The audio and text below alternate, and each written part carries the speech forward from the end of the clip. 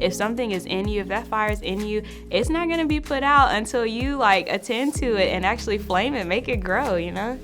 My name is Veronica Prince. I'm from Greenville, Georgia. I went to elementary school at Peachtree Academy. I went to high school and middle school at Lafayette Christian School, and I went to undergrad at Baylor University. And now I'm at Mercer University School of Medicine.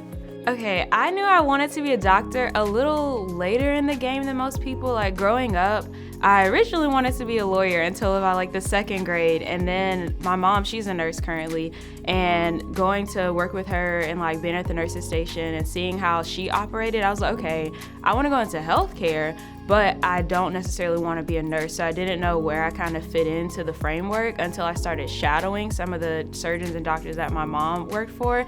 And then I was like, oh, this is where I need to be. And so that's when I knew that I wanted to be a doctor. And that was about, I want to say, third or fourth grade. And I was just dead set on it from there.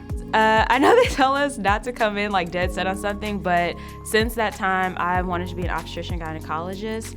And going back when we had our first break, I went home and I was just going through some of my things, and I found this paper that I wrote in the fourth grade about like a career, and I had like OBGYN, and I was like, started tearing up because I had no clue how to spell it, but I knew that's what I wanted to be. And stemming from that, as I've matured, I've seen the need of it even more today, especially being an African American woman with the high maternal mortality rate in Georgia. I think that I'm attracted to it just by the nature of it and then the intricacy of it. So every other specialty, when you meet a patient, you're in charge of that patient. With obstetrics and gynecology, you may be in charge of two people in one visit, and I just like being able to be in charge of that and manage that care and manage like the development of mother and baby and seeing that bond form and just like helping like bring life into the world. That just excites me.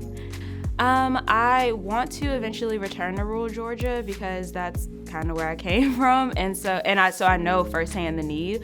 So when I was applying to Mercer, one of the things that I hit in my statement was I vividly remember it taking like 45 minutes to get to the hospital should anything go wrong. And so hopefully I can work at one of Mercer's clinics that they're starting to put in rural communities. So any of those, honestly, because the need is large and wide in Georgia, especially for OB care.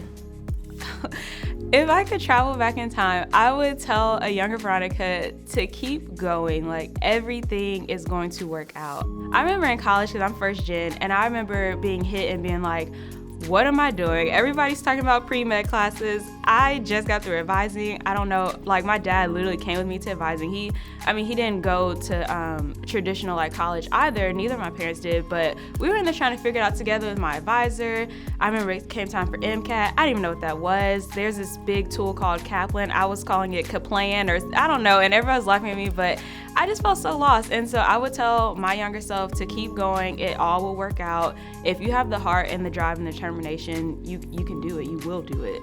Oh, I was hoping this question got asked. Okay, so diversity in medicine is of paramount importance. I cannot stress it enough. If you go into a doctor's visit and the doctor looks like you or the doctor knows about you, that changes your world. Like as a patient, because I've been a patient, experienced that, but also as someone who sees it from both sides.